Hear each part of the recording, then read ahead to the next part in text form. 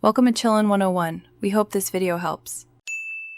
You start by confirming your switch model and firmware because compatibility determines the method.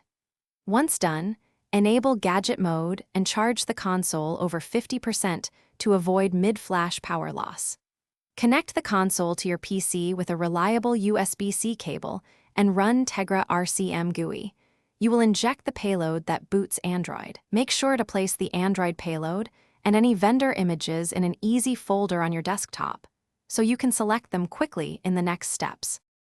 Once the payload boots into the Android recovery, you will use the Recovery UI or ADB to install system images.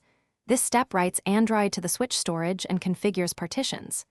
Make sure to flash the vendor. IMG if you need proper Wi-Fi, touchscreen, and controller support. These drivers are separate. If you have large APKs or Google Apps, use OTG USB storage or ADB sideload so transfers are reliable. Reboot into Android and confirm basic input, display, and network functionality before proceeding. You finish by configuring accounts, calibrating the touchscreen, and mapping Joy-Con or Pro controller inputs so apps behave normally.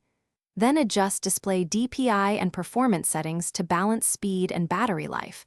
Lower resolution can prevent overheating. If Android won't boot, first re-inject the payload and ensure vendor. IMG was flashed correctly. Restore your NAND backup if needed. Keep a backup of original firmware and be ready to retry steps. This is often the easiest way to recover from a failed flash. Thanks for watching.